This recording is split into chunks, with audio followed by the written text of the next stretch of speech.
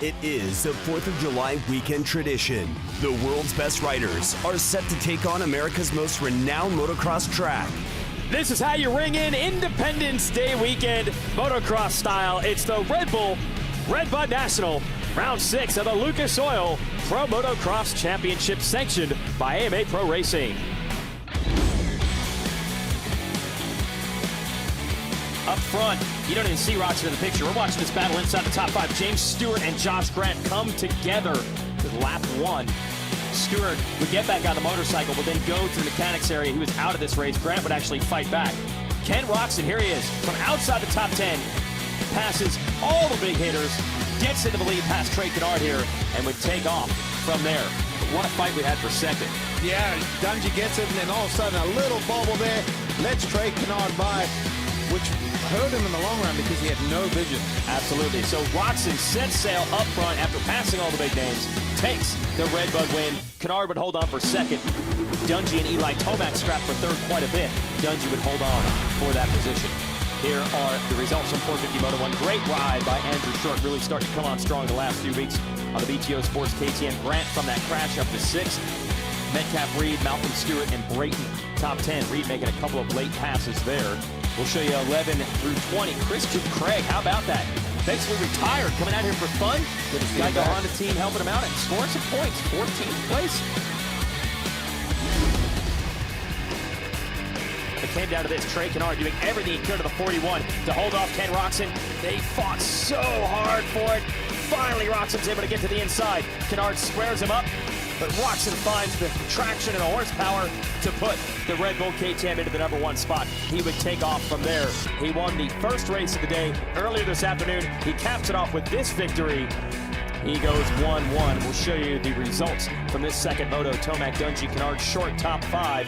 Good job by Chad Reed to move 7th, Freddie Noren in 10th. We'll show you the overall results combining the two events. There you see how Tomac sneaks it into second with a tiebreaker over Dungey.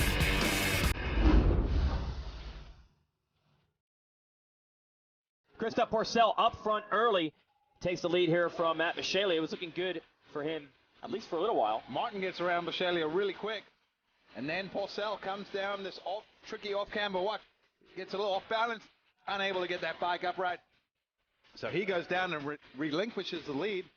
And then he would go down again, get up, holding his left hand. Not sure if he was hurt, but he did not finish this race. Then battling for 5th, Dean Wilson and Cole Seeley come together. They both were able to get up and okay, but 3 riders were able to get by them.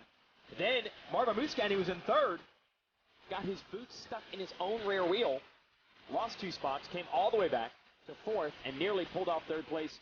Other riders, Justin Bogle, had issues as well. Yeah, tips it over there, but look at this. Jeremy Martin back to the top. He fought for this one. You could tell how excited he was. Says Blake Baggett, great race. Look at that eating roost, but gets the victory. Absolutely.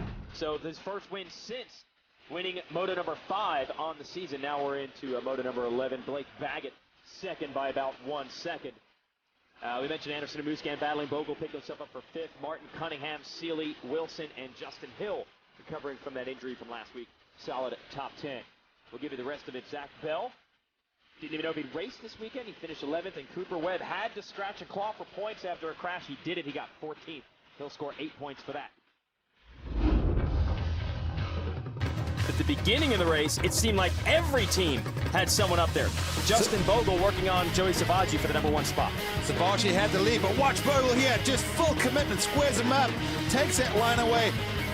Bogle fighting hard for the lead, and then a bobble right here. Look at this, gets a little cross right at the front end, tucks it. Oh, he goes down, almost gets ridden over. He would end up 12th, certainly a disappointment for the 32.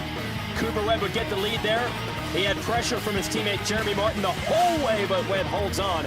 Remember, a week ago he had to deal with pressure from Blake Baggett. He certainly learned how to handle it and put that experience to good use here. Here are the Moto 2 results. Muscan in 3rd, Anderson 4th, Dean Wilson starting to show some signs here, coming back from injury. Nice run for Dino. Blake Baggett not going to be happy about that. Loses a bunch of points in 7th. Cole Seeley a strong run in 6th. Justin Hill, Alex Martin, and Savaggi, your whole shot winner, finishes up in 10th. We'll show you the rest of the top 20. Rough day for Porcel. He's going to take a big hit in points. We mentioned Bogle. A-Rod there is the other teammate of Webb and Martin. good run for him. Matt Michelia back in action, finished 14th. Jace Owen scoring some points. Privateer, the number 18, same Mitch Oldenburg, also a privateer inside the top 20.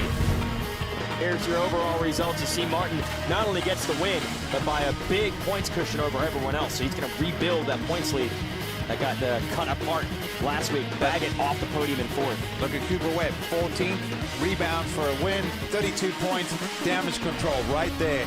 Very impressed by him. Yeah, well done.